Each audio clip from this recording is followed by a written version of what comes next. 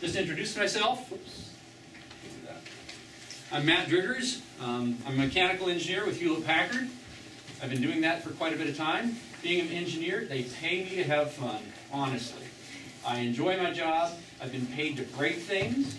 I've been sent over the world. I've been to the Middle East. I've been to Europe. I just came back from 3.5 months in Asia. The half-month part was vacationing. Since I was over there, decided to wander around and not have jet lag and doing vacation. But having been around the world, I've seen fabrication shops of all sorts. The United States has the OSHA rules. Other countries have some of their rules. A lot of places don't pay attention to the rules. So, having seen a lot of them, I also compared to what I've seen at FIRST. And FIRST has some of the more less safe environments, shall I say, than even in China. China, you hear about, oh, they don't care about the workers or the people. Well, I've seen some things happening at FIRST at the competitions and at other shops where it makes me really want to come talk about safety. So, I am a mechanical mentor with Green Wrenches, Team 2517 in Vancouver, Washington. We serve the Evergreen School District, not just Evergreen High School. People get confused about that, but that's who we are. Okay, disclaimer. And this is a point. I am not a trained expert on safety, tool design, or tool use, but having seen a lot, especially what I saw in FIRST, makes me want to talk about safety. I've been around and survived. I am totally qualified to talk about safety. I have all my fingers. I've been in a farm environment where there is big, powerful moving machinery. I've been in the classrooms. I have a small machine shop set up in my garage, very small. I've been around FIRST. So I've seen stuff and I know stuff. I have some scars. You'll notice there's a small scar right in between here. That's not from tool safety. That's from playing baseball. Safety is a lifelong thing everywhere, but what I've seen makes me want to talk about it. Again, I'm giving information based on my experience, my looking at the situations, and my knowledge. I'm not an expert. If an expert does come along and tell you something, pay attention to them. Take their advice, utilize it. And please, let me know so I can improve this talk and have the right information, okay? One of the big things about safety is they say, there's these safety rules. Well, rules are just sort of guidelines. They don't always apply to every situation. You have to look at the situation and make sure that that rule really makes sense. Sometimes rules can make it more dangerous for you. Use your common sense. If it looks unsafe, don't do it that way. Talk to someone, get some advice. So, the world is complex, rules can't apply, and use good judgment to adapt to the situation. All right, some more warning. I'm not going to do the messy part, not going to do the noisy part, but I do have some graphic pictures. Some people won't want to see them. They are a bit squeamish. But this is the real world. Things like this happen. It's better to be sort of prepared and get an idea of what something can be before you are in a situation where you have to help deal with it. So, if you don't want to look, you don't have to. Please don't look if you feel like you're going to get faint or throwing up. I don't have time. I have barely an hour, actually less than that, so we can get you on to your next one to talk about it. So, and part of the reason for showing these is to let you know that we really don't want these things to happen at FIRST. Things do happen, even with the best of care. Some metal may fatigue and you're not aware of it, and something breaks, and therefore someone gets injured. But you can do a lot to prevent it, so let's try to do the prevention part. Okay, what we're going to talk about. Why? Notice this is tool design and safety. A lot of things don't stick because people don't understand. They hear the words, oh, this is a safety rule, okay. We're going to talk a little bit about that. That's going to try to be the focus of what my talk is. We're going to talk about the definition of a tool slightly so you understand why I'm talking about some of the things. Talk about 911, personal protection equipment, saws, drills, lathes, rotating machinery kind of stuff. A few of the hand tools like screwdrivers, compressed airs, and files. These, we might run short of time. I'm going to talk fast and try to squeeze them in. If I don't get to them, it's common sense, most of it. Catch me later, email, whatever. My email is at the beginning of this, it's also at the end. And we can talk about that. Okay? The why. rules go in one ear and out the other. You hear people say, well, yeah, I heard that rule, but then when they're out in the shop, they're not doing it. They're just not thinking. They've heard it, they've had the training, they've signed the paper, yes, I understand the safety rules, on where they go. They don't understand why this really, really is important. When you, as safety officers, I'm assuming there's some safety captains here, or even mentors, even just telling your other team members why a rule exists, or why a tool should or should not be used, helps it stay in their mind better. And if it stays in their mind, they're more aware and less likely to get injured. So the why is more important than the rule. Because if you forget the rule, but you understand the why, you can figure out the rule when it comes time. Or you can also adapt to situations where that rule doesn't quite apply fully. So, training why in advance makes it easier when it comes time during the rush of the build. When it comes time that you've got 5 hours, you've got to pack up that robot and send it, things get a little hairy if you're behind schedule. And that is when you really, really need to slow down and say, stop. Safety first. And so if they have an idea why it's really important, they're less likely to gloss over it and say, no, I just need to get this done. They're willing to take the extra 5 seconds. Huge time hit to reset something and do it safe. Okay, so that's an important part of why. Okay, tool. I threw this in just this morning because I ran through my slides again. The first thing is like, what's he talking about this for? It's not a tool. No. A tool is something that helps you accomplish a task. A computer is a tool. A newspaper, it's a tool. It's a communication tool to get information out. It's also an advertising tool for people to advertise and say, hey, this is us, come visit us. So in the public relations, they were talking about talking to the press. It's a tool for you as a team to use to get information out to possible sponsors to get donations. A telephone's a tool. It is much easier to pull out a telephone and call someone than run 5 or 6 miles, have a 3-minute conversation and run back. A business plan. Your teams have business plans of what they want to accomplish, or at least you should. And if you don't have a plan, you don't know where you're going. It's a tool to keep you organized, keep you focused, make sure you're operating the way you want. A mnemonic is a tool. Mother very thoughtfully made a jelly sandwich under no protest. That's outdated now, but it still works. Do you know what that means? Useless to you, but if you know the little key to it, it makes a lot of sense. It's much easier. What's the order of the planets from the sun outward? Mercury, Venus, Terra, Earth, Mars, asteroids, they're small, Jupiter, Saturn, Uranus, Neptune, and no longer considered a planet, but it's always been there, Pluto. So, Mother very thoughtfully made a jelly sandwich under no protest. It's a tool to remember things. If you were in the public relations presentation this morning, the presenter used a mnemonic. I forgot what it was because doesn't mean much to me, to remember how to deliver messages to people. There is a phrase she said and says, okay, this is what we're all about. Da, da, da, da. I remember the order of the planets from the sun when it came time for the science test. And it stuck with me. But it's a tool. All right, I will talk about more than your traditional tools, hammers, saws, screwdrivers, because these are tools and they affect safety. Okay? All right, here's the big tool that people don't think about. Do you know how to call 911? You're there. How do you call 911? Pick up the phone and dial 911. Then what? You talk to the person. All right. You have a general idea, but you're not prepared. The biggest thing about 911 is, what is the tool for? Why is it there? It's to help you out in an emergency. So, it's not a tool for robot building, but you need this tool to bring emergency help to you. It's a communications tool. Operators are going to need information. So that's the purpose of this tool, is convey information. We need help.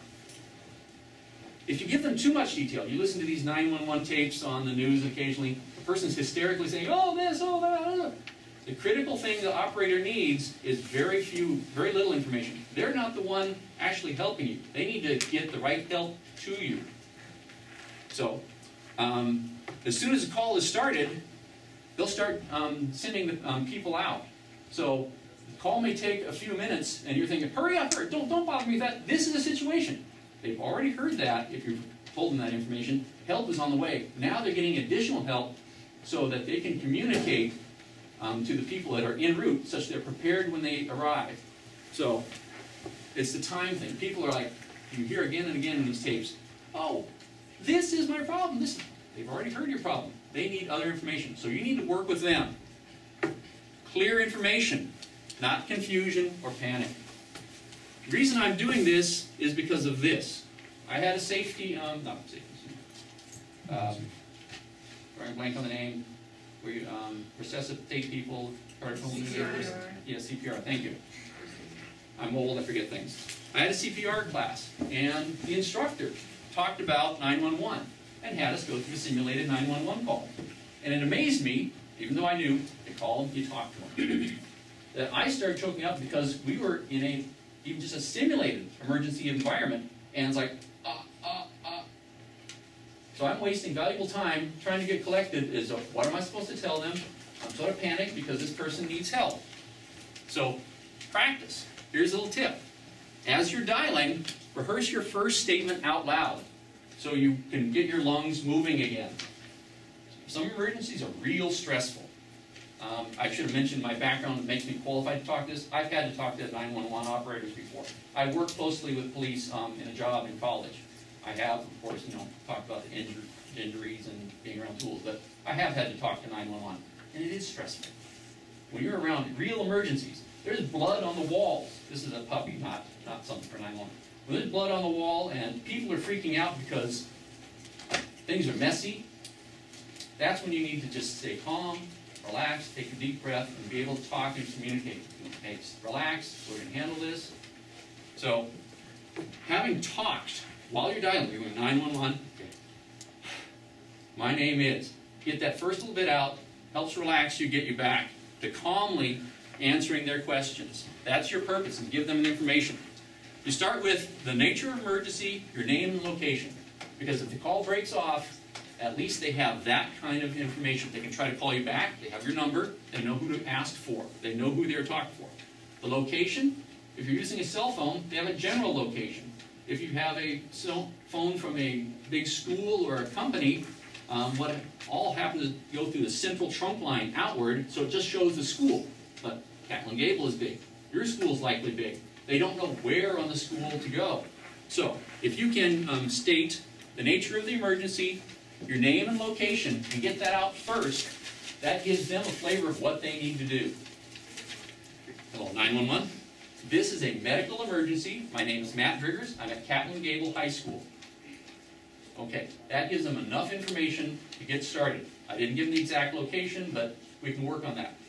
So, keep your first statement short and simple. Let them prompt for the questions. You don't have to give them the details. Oh, my friend, she was working on the robot. She had the power drill. Her hair got wrapped up in it. Her head conked it. She fell down over onto the power tool. And when my coach went over to look at her, he touched her and he passed out like that. You don't have to give them that detail. This is a medical emergency. That gets them rolling for, they don't need to send the police as such. They need to send an ambulance. They need to send the fire department's medical squad. They don't need the big fire truck. They need the medical squad, the EMTs. So, nature of the emergency, name. So keep that short. Let them guide you through the questions. They know their job. They do it day in and day out. I only called 911 less than once every 2 or 3 years. So their procedures have changed, their equipment has changed. I don't know all the details. They know their job. Tell them what you have and let them guide you through it.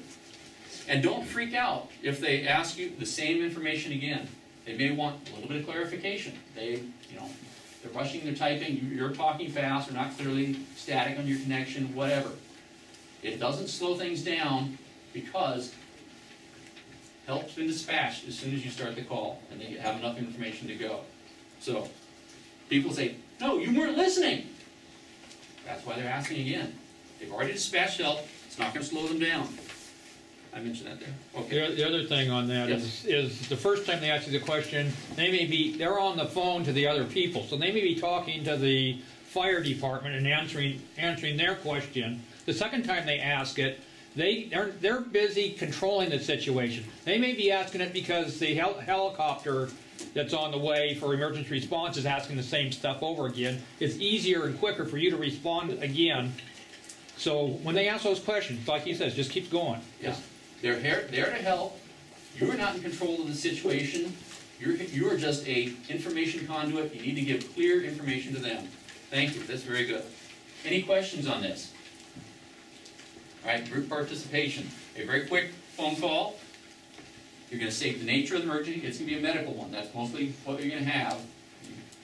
I want you to say your name and then your location. Say your high school and that's just, okay. Hello, this is 911. What's an emergency?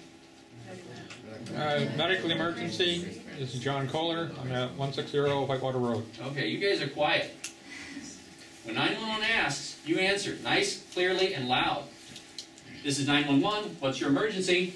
Medical emergency. This is John Kohler. 160 Whitewater Road. Thank you. Practice that. You may only need that once in your life. I hope you never need it. But when you do, having that already done, practice makes perfect. There's things they drill into you because they want it to be automatic. Pop, pull, cover, pull. I've only had to use that in one training session about 20 years ago, but I have that memorized. Anyone know what that is? Parachute. They drill it into you. Before they let you jump out of the plane, this is even just a static line, they drill that into you. All this training, 45 minutes of training was basically jump on the ground and then do that. Because they want you to know it. So, practice this. It's a simple statement, but you will be amazed. Your friend, she's there, or he's there. He's quivering, he's shaking, blood's coming out. You're freaked. Having practiced it, your mind already has it in place, you can go. All right, I spent a lot of time on this. I have a lot of slides, but okay. Personal protection equipment. Safety, they're tools that reduce injuries. I like this one. Those people who watch PBS on Saturdays. The most important safety rule is to wear these. Safety glasses. It's Norm Abrams on the New Yankee Workshop. It's true. Story to remember, I was a kid, I don't know, 6, 5, 7, somewhere in that range, before I really knew safety. I was blind for 2 weeks, 1 week in both eyes, and the second week in just one eye, because the doctor put patches on my eyes. I was looking at a gas can as it was being filled. It overfilled, and it sprayed out. Gasoline in the eyes is not fun. I have a memory of when he took off the first patch, I just saw green for a long time as my eye adjusted to color. It's painful. But safety glasses would have helped. Wrap around your side shields, that's important. People will say, oh, I'm wearing glasses. That's good. So it's good enough. Wrong. I call them ninja shards because they're sneaky. They will hit something and bounce off. You're looking here, and then you think, okay, my glasses are going to protect me. No. It comes up, bounces off. Or your friend's working over there. Something happens. Side shields. They also cover from the top, a little bit from the bottom. For people who don't wear old glasses like me, actually who do wear glasses like me, you can get snap-on side shields. It serves the same purpose. Splash goggles. People think, safety goggles. These are splash goggles, chemistry goggles. They're designed, they have a different purpose than these. This is a tougher, higher impact plastic, and because it doesn't seal against your face, it has better ventilation.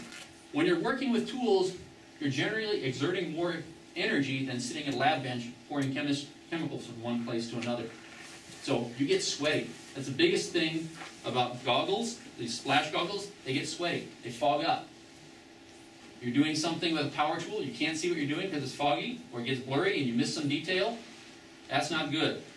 Wear the proper equipment for the proper time. Safety glasses like these, or safety goggles, splash goggles, are important for the times when you're working with chemicals. They have that purpose. But in general, for your first activities, wear the proper ones. Okay?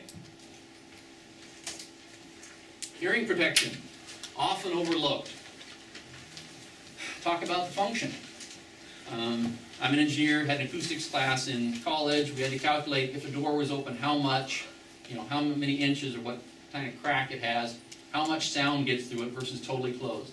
It's amazing. A very small crack of about 1 inch lets through about 80% of the sound. Open it up another inch or so, and you're near full volume. Granted, there's some frequency roll-offs and stuff like that. We don't want to talk the details. But a small crack will let in a lot of sound energy. And it's that energy that hurts. Earplugs are supposed to conform. You have these soft earplugs you put in your ears. Make sure they expand out to fully block your ear.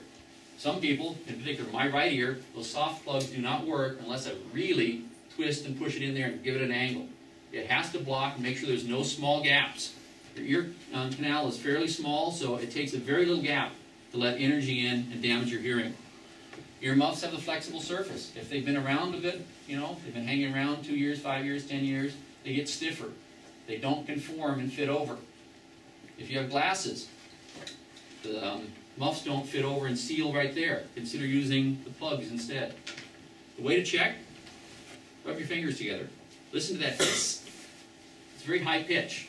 It gets in and around any cracks and corners. If you can't hear your fingers rubbing together up close, odds are you've got everything plugged. Try it sometime. Get some earmuffs or earplugs, put them in quickly.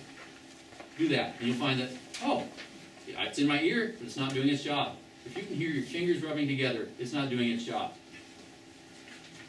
It is the most commonly overlooked sources in robotics, power drills, including the cordless ones. They make a lot of high-pitched noise. The energy content goes up with frequency. That's why ultraviolet light and X-ray light have more power to give you burns or go through skin and see bones, because it's a very short wavelength, high frequency, has more energy content. So power drills and power saws, the bandsaws, I should say power saws in general, are making high-pitched noises. And it doesn't seem loud to you. Your ear adapts to it and filters it, so you mentally can adjust to the level. But still, the energy is there and does damage. Power drills are, in my opinion, the #1 guilty problem for noise problems in the first environment, because people are so close to them they think, oh, it's just a tiny little drill. It's giving off noises that will damage your hearing. Tinnitus is permanent. I'm going to skip down to that real quick. Damage can be done so slowly it's not noticed.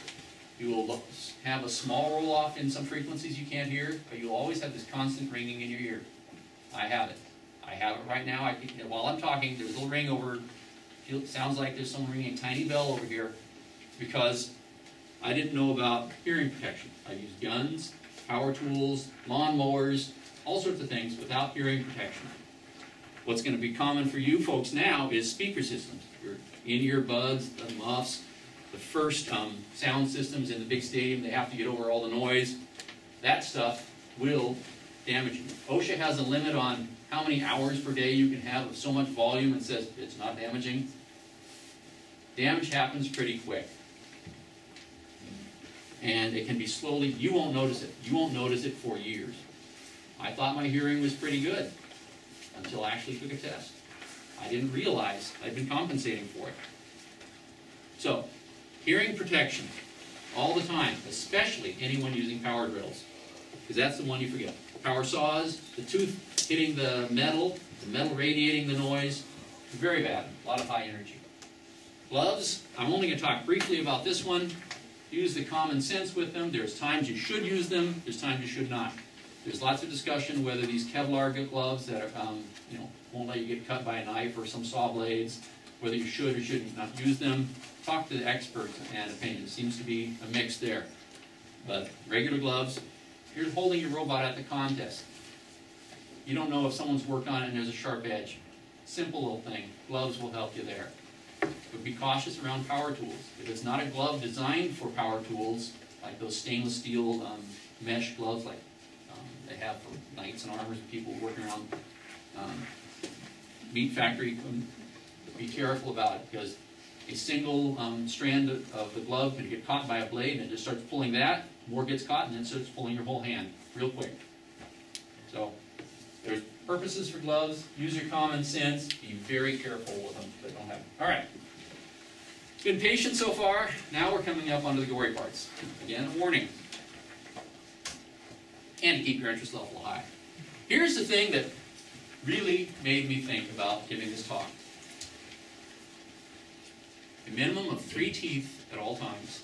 Didn't put all the verbiage there. But you have a material thickness, say from here to here. And you have a very coarse saw, you know, with the teeth that are bigger than your material, or even equal to your material. What happens? One tooth is on here. When it reaches the end, it falls off. There's a big gap. Your workpiece comes into your saw further than it should. The next tooth comes and hits this edge. An impact. The saw is not really designed for an impact. Hammers are your impact tool. Saws are for scraping away, shaving away small amounts. So if you have less than 3 teeth, say you have something this thick, take the thickness, divide by 3, say that's how many teeth per inch I have. You'll have a tooth here, and a tooth here. To have all 3 on, it moves a little, you have 2 of them on. And now it moves again, you get 3 again. So you never have a chance for this workpiece to really sink itself into the material. A fairly coarse saw, you can see the teeth here, and a piece of thin material. If I'm going to try to just saw across here, it catches. Think about a power saw blade spinning, however many RPM, 17,000, 1,700, whatever the numbers are. Or a bandsaw blade, 30, 40 feet per minute, or 30, 40 feet per second per minute. I'm sorry, I get mixed up with numbers, but moving fast. It's coming, it catches. Those are tiny little metal teeth. Metal is strong, but when you hit it hard, it's going to break. Saw teeth are hardened so they can last longer. They're not soft and buttery, because as soon as you touch something, it's going to bend over, not be sharp. They're hardened. Hardened things are brittle. And so it'll chip and break. So you want something that won't hit and come to a sudden stop. Because if it hits, I think I talked about it here. Yeah, I'll talk about it in a minute. So you want 3 teeth. Bandsaws are what I see the most common problem because people don't want to change the blade. Learn how to use the tool. There's a user's manual. There's online guides if you lost yours. There's your instructors. Know how to change the blade and know what blade is appropriate for the material. The thinnest wood you typically work with is about 3/8 inch thick, 9 millimeters. So you use a fairly coarse blade for that because you want to dig in. And the curvature of the blade, the set of the blades, all that's different for wood. But that's fairly coarse. When you move to, what else do you use commonly on robots? Aluminum. Wood for prototyping or your crates, whatever. Aluminum. It's real thin. It's like this piece of cardboard I have here. You use this blade that's designed for the wood, and you're into thin-walled material, or your tubing, square tubing or round tubing. You have the problem. I mentioned it grabs rather than shaving. And a deep bite, where it goes in, where the material has suddenly gone in or gone in pretty quickly, the tooth of the blade breaks off. You've got your ninja shard again. It's going to fly out. Blades are moving pretty fast. You break a chip soldered on carbide, and it goes flying pretty fast, pretty hard. That's what you want these for, because your buddy across the room is the one using the blade wrong, or he's using it properly and something's happened to it. It goes flying. It'll fly farther than the one room. It'll try to go through the wall. And if you don't have safety glasses, you can be far away. It comes this way, bang. All right. I mentioned this, if you've broken a tooth, you've now got a bigger notch for your material to slide into. So now, the next blade, instead of just hitting it, has a running start. What do football players do? They get a running start, bam, hit the other person on the ground. Why do they get a running start? They can hit them harder.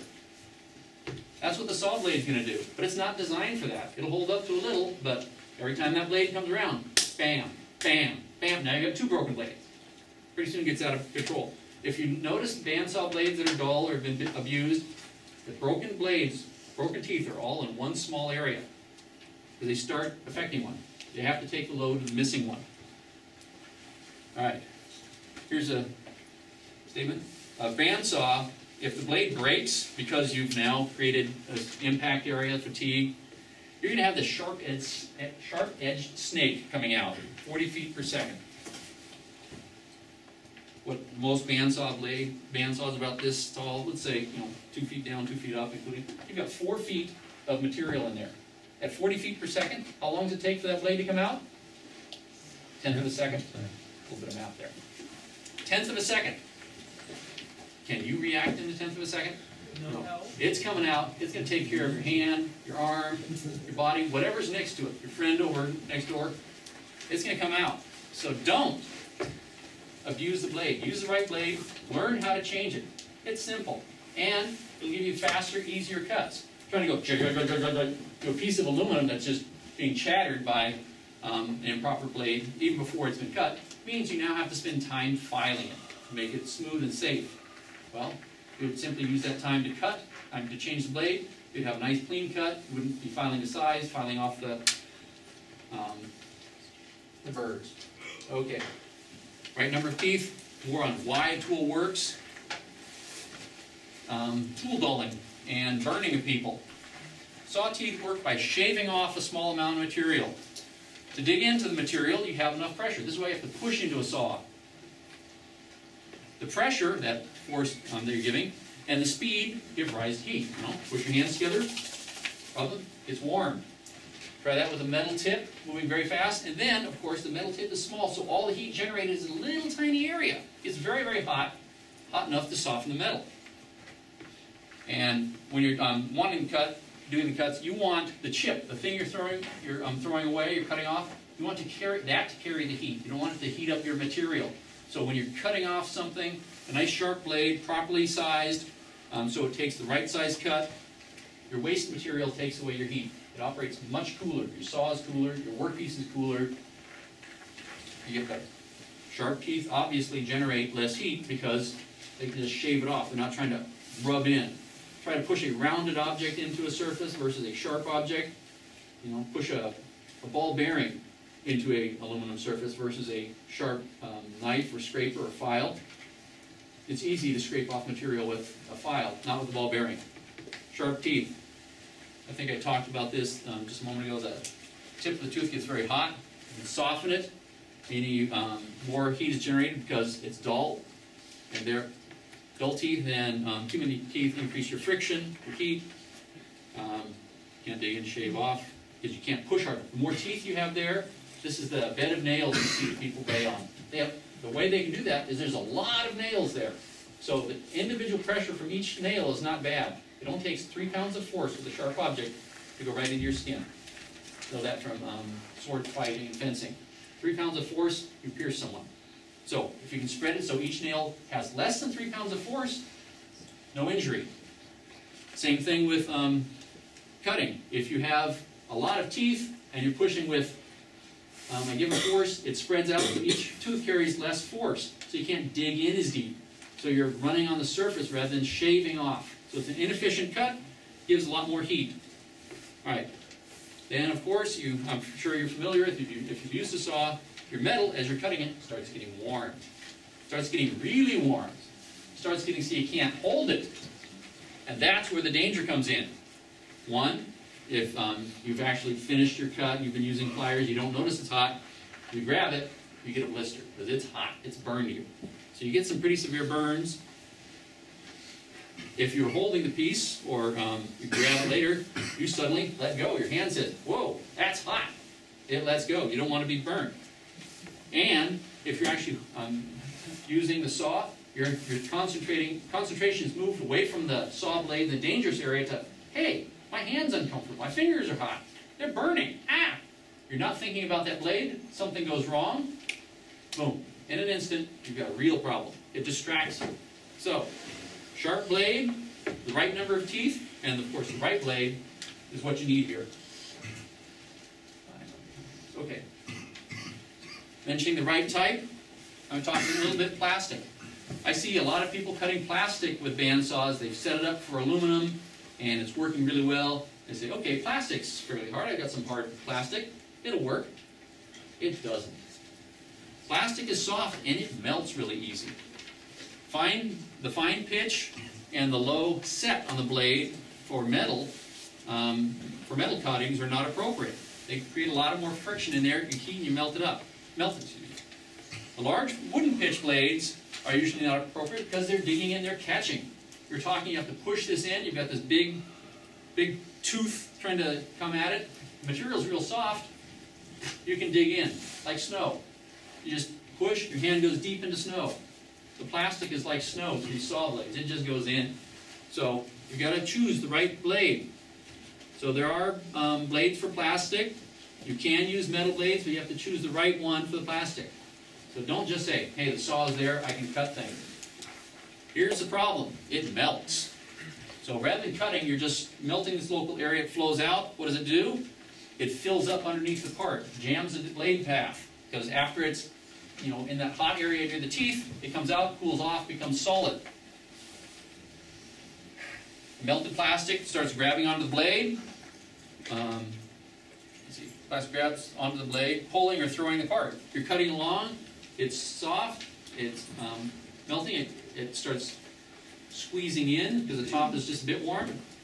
Pinches on the blade, grabs it. Now it'll toss that part. It'll pull it inward, which, it flips over to your knuckles right there, right into the saw blade, or it throws the part because it catches it and heaves it. More danger.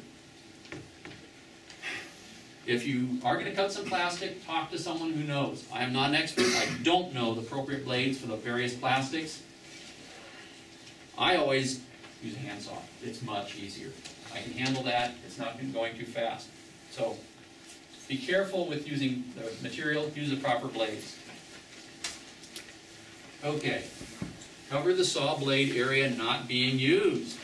Talking again about band saws because that's what I see most first teams having. They have an adjustment that will cover the unused piece of blade. Little knob on the side, you turn the knob, lower this, tighten it up. This cover is built in to the blade guides and supports. What's this, blade guide, support? Thin blades, like this bandsaw, it's not very strong, it's flexible. How do you get a straight cut out of it? You need to support it right where you're cutting. You leave the supports way open, you've got this floppy blade, how are you going to get a good quality cut? How are you going to be able to follow your part? You need to turn, now the whole blade moves rather than staying there and your part turns and you make your corner, your curved cut. So it's got these blade guides, and also an unsupported blade is unsafe, becomes a snake coming out, this sharp-edged snake just flying out. So the manufacturers put in these guides. This adjustable support costs the manufacturers money. They're after money. That's the whole purpose of life, is to make a living, enjoy yourself. Actually, enjoy yourself. If you do that, you need money. So these people are in business for a reason. They want to make money. So why would they put in this big adjustable arm if it costs them money? Because the tool works better. The tool works better, customers are happier. So they're happy with the tool, they spread the word. Hey, I like this tool, works great. See this thing I built on it? Easy. So other people want to buy the tool because it's a good tool, they've heard. So the company makes money. Okay? So they're making money because they put in this support. Let's see, where's support? They put in the support. And because they've got the support there, they put in this little cover. So this whole cover in front is not there for safety. It is there because it's a free, easy way of protecting people so they're going to be happy, they're not going to be injured, because you've already got this adjustment here to make the tool work right. So you've got this flexible blade, you put in the stiffness by having it, you adjust to your workpiece. You're usually cutting something this thin, you don't need that much blade exposed. You need just barely above the workpiece. So you bring the blade cover down, the blade is now supported, doesn't move to the side, you get nice clean cuts, and so you spend less time filing the part to fit and getting rid of burrs. You get your safety for free because you've spent less time on the tool, less time on the part because you use the tool properly. So free safety because you covered the blade area not being used because you used it properly with the guide. That's why they have this adjustment, so the tool will work better for you. And by working better for you, it's safer. All right. Round objects must be clamped, not held. Worked for a friend long ago. I have all of them. He's missing that much. Why? He was cutting a round object, a log, on a saw. He was holding it, He thought he was fine, his fingers are well in, he's only going to cut in a little ways to make a notch. He's holding it. It's a round object. You've got the spinning blade here, this round object here. What does it want to do? It wants to turn with the blade. His finger, which was safe on the back side, is suddenly on the front side, and suddenly he doesn't have the tip of his finger. He was good 6 or 8 inches away. He had a good grip on this thing, so he felt he was safe. But it was a round object roll. So, the flat tables on band saws and table saws will easily support a flat item. Put a flat item there, it doesn't want to roll. So the forces from the blade push it straight in. There's a miter gauge slot on these tools. That's so you can cut to an angle. Another useful thing is you can put a round object against the miter blade, clamp it. So now your fingers are not holding this round object. And it rolls. The blades, let's see, roll, I already talked about that. And the key, it happens fast. Okay? Really, really fast. That's 8 inches the guy's hand had to move. Your reaction times are pretty quick, but they're not as fast as a saw. So, things happen real fast, and a little bit of thinking. Never put your fingers in line with a saw blade. Never hold on to round objects. Your common sense stuff. Why might this be dangerous, or why does this saw work? Why does this tool work the way it does, is what's going to help you. Okay, my first warning. It's graphic, folks. I mean, really graphic. But that's how fast you can get your hand cut. Did everyone see that? No. Okay. That's how fast, before you can even really consciously realize what's going on. So, did I mention fast? Human reaction time is on the order of 1/4 second, 250 milliseconds. 1/4 second. It's got to be detected by the eyes or nerves, so you see your hand moving, or you feel something touching your hands, or you feel the arms are stretching when you didn't expect them to be. Transmitted up the brain. I've got an issue. Even if it's the automatic response, switch responses, it's processed. Sent back to the muscles. Hey, move! Muscles say, oh, I've got to move. And then that all comes to, you don't have time to react. Safety comes from not being in the situation in the first place. I'm going to go back. I'm not going to keep it up very long because I don't want to gross people out. And the ones who are really interested, you're going to not lose focus on my talk by looking at this. This is what it is. And it got in real quick, real deep. That's what can happen. That's why you need to understand how a tool is designed and how to use it properly. Okay. Okay, any questions on saws? Brief questions since I'm tight on time. There's a complex subject of the design of tools. There's a lot of things going on. I can only briefly mention, I don't think you knew that the tips of the saw blades get hot enough to melt. You're doing aluminum. It's a steel blade. You can melt the tip of your saw blade or you're cutting steel. So before you use the tool, look at it. Why are there safety guards? They put them in particular places for a reason. And there's adjustments. Make the tool safe for you by adjusting it properly. Think how the tool might be hazardous with the way you're using it. Is your hand in line with it? Is your body in line with it? Table saws are notorious for throwing things. There's 2/3 of the high school shops have a hole in the wall across the room, and they'll say, yeah, years ago, saw through a board through that wall, and I leave it there because things happen. So be safe. How can something go wrong? Position yourself so your fingers don't get in the way, your body doesn't get in the way. Position the guards in their safest position. Continually think how, and that's a continually part. I should have highlighted that to hold the work more safely. Understanding why a tool is designed the way it is gives you a clue of why and how you can use it most effectively for you, and that helps you be safe. And at the very bottom, safety is serious.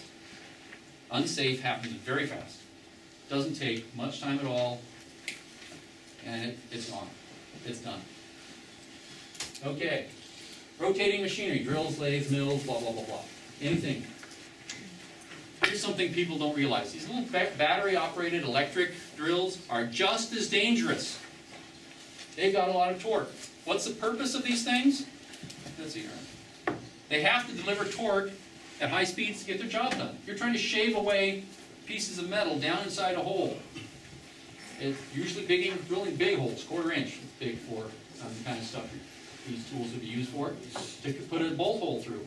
So you're trying to shave off a lot of material. So and you want it done. You don't want it done now. You don't want it done in a day, half day. There are the old hand crank drills, post drills. You can drill a hole with that, but you're not going to get your robot done in time if you use those kind of tools. So they have to have this power, this energy, to do their job right. And, or you have to push to get the drill bits to bite into steel. If you've got a piece of steel or a piece of aluminum you're trying to cut, just riding on the surface doesn't remove the material. You've got to catch it and shave it off. So you have to push in to get this sharp metal tip into the metal surface so it'll shave off.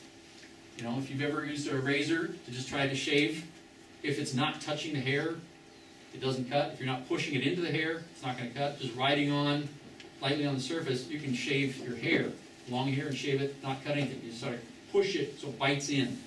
So you are pushing these tools. So you've got this tool with energy, and you're pushing them. And sometimes it's an unsafe thing. You're leaning over to reach in there, or you're pushing and it suddenly gives away. Because you're pushing, you have hazardous conditions that can develop. And if you push too hard, you can generate too much heat for that tip. It dulls, goes back to the dulling of the saw blade. Same can happen for a drill bit. So actually, most cutting of with a drill goes faster if you go slower,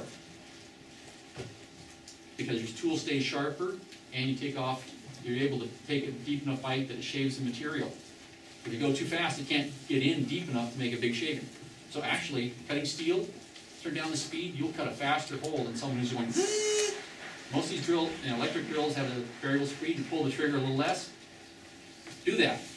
Also use a cutting oil that draws the heat away from the tip so you don't dull your bit. All right, to the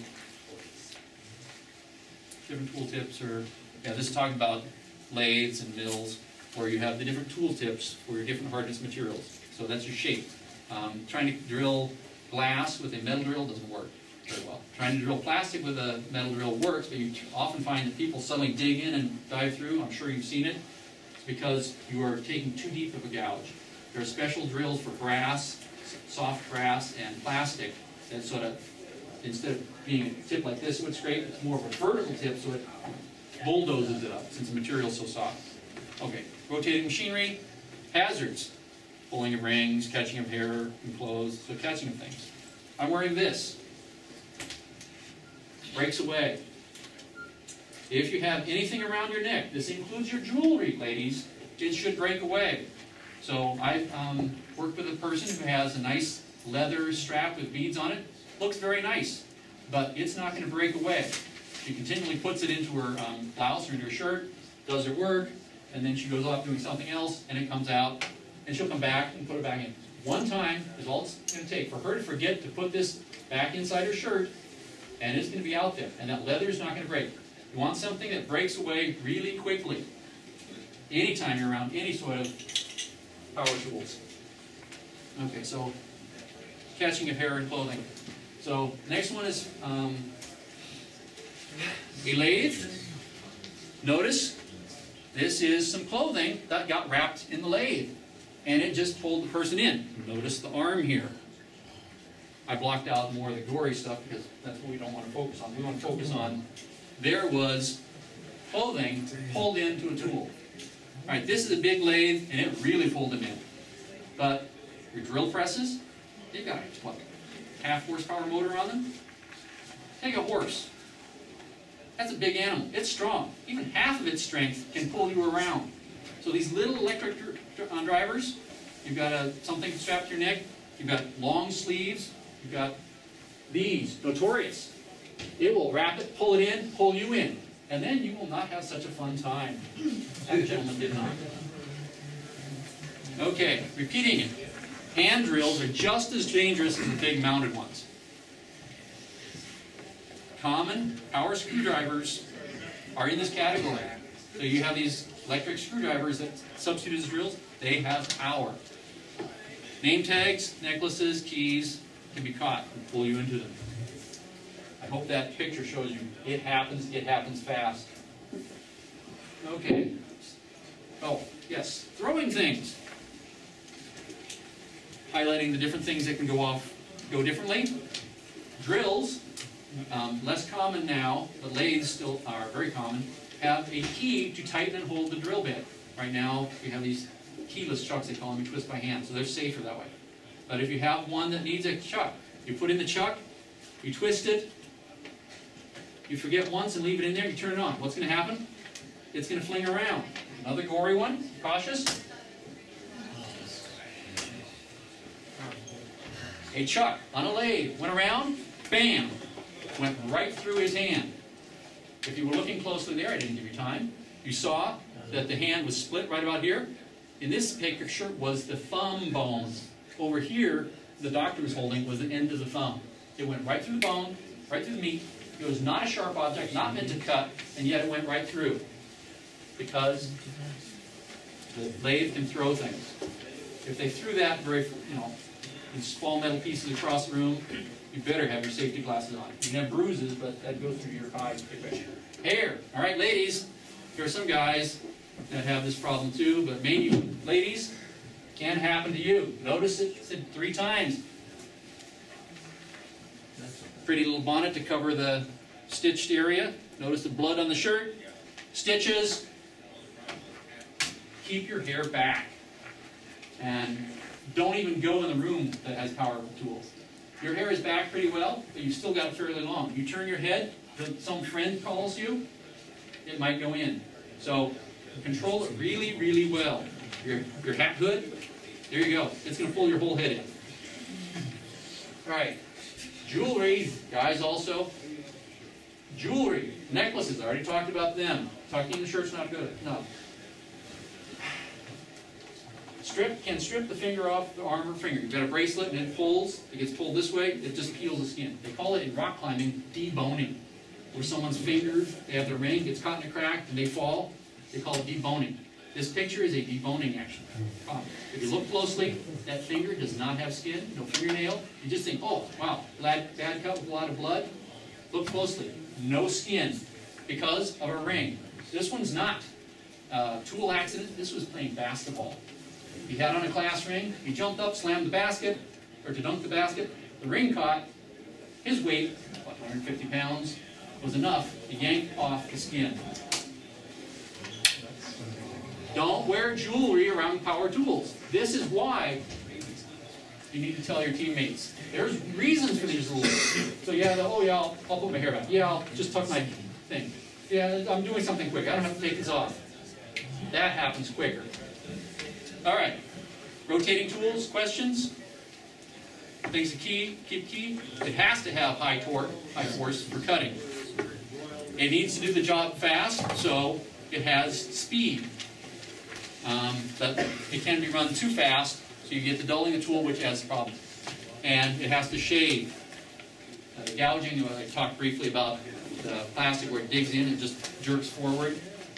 When you're cutting through aluminum in particular, when you're drilling the hole, you've been pushing hard, start pressing less as it starts coming through. You can feel it. It's feeling different. Start pressing less because you will push through, it'll gouge, and just suddenly pull through, catch your fingers, hurt someone who's holding a part for you, whatever. All right, screwdrivers. I'm going to only go 2 more minutes, so we're not going to finish this. I'll give you 5 minutes to go on to your next project. They say, don't use a screw bar for a pry bar or a chisel. Why? Screwdrivers are hardened at the tip so that they don't bend when you're trying to screw a screw. Hardened materials are brittle. Glass, brittle. So hardened materials are very brittle. They shatter real easy. So ninja shards, I keep calling them, can go flying around. Tiny ones, because you hit it, a little tiny piece breaks off the edge. You don't notice. So if you're using a screwdriver as a chisel, you're hitting with a hammer or pounding on it. Or as a pry bar, you're putting a lot of force on this brittle end, it just chips off. These shards go a long distance, and now you've got this sharp tip that if you're pushing on it and it slips, it'll more easily go into you. Power screwdrivers, here's the point, they don't necessarily need this sharp tip. The nice rounded, soft looking Phillips screwdriver bit spinning around. You put that on your hand, you push, it will go through your hand. No problems. So if you're holding a part for someone, they're screwing in a screw, make sure that if the screw falls over, your fingers are at least twice or 3 times the distance. So when it falls and that driver pointing on top of the screw, it falls over, boom, it lands short of your hand. So this drill bit, this screwdriver bit, very soft, not sharp. They're going to go boom, right in your hand as it's twisting, goes into you. Don't have a picture of that. Here's a picture of someone's eyes that simply got hit by a piece of wood. No safety glasses. And notice it's on the side, not in front. Because it came from where they weren't expecting. Compressed air, the blowers you have for blowing off things are designed so you cannot build up pressure against your skin. There's holes on the side for the cone where the air comes from the rim. You don't want to put pressurized things straight against your skin. Your skin is waterproof, but not completely pressure tight. So you'll put air bubbles into your skin, inside you, and that gives bubbles in your blood, but it's pressurized. Once you release the pressure, it expands, blocks the flow. I think I don't have this actual graphic here. Yep, I don't. There's a picture of how they had to split open this person's hand because they had a small puncture mark here where high pressure fluid went in, and then they had to chase the bubbles and the fluid. So they had to strip and open up his hand up to his finger to get all the bubbles and fluid out. Just because, boom, a little bit of pressure. So don't use homemade ones. I think that was the last slide. Files, big thing. Have a handle on a file. If you don't, make one. Golf balls, great. Go to a driving range, pick up a bucket for $2. We got 20 file handles. Very important. You're pushing on them, they'll go right into your arm. Always use a file to remove the sharp stuff. Electricity, I don't have the gross pictures here. My cousin works with a power line company. You'll see a small mark here and the inside of the arm when it's all charged because the electricity went down there. It's dangerous. The line voltages are instantly lethal. When I talked about, the coach went over to check this person that fell. Well, they had fallen on the power cord and a sharp edge cut it, so now they're filled with electricity. Coach touched them, boom, coach was out. Don't be afraid to slow your robot work down by telling anyone, even mentors, not to use a tool if how they're using it's not safe. You will speed up the robot build by not having the EMT or the bandage session, and you'll be able to continue working. Practice the 911. Again, my disclaimer information. I'm not an expert, but I have seen a lot. Here's how to contact me if you have improvements. I would like to include that. Thank you. The relay of information. So with the green wrenches, if you forget, and if you can remember, it's just my name, matt@driggers.cc, Charlie, not .com. All right. Any other questions? Did I do okay? Yes. Was it worthwhile? All right.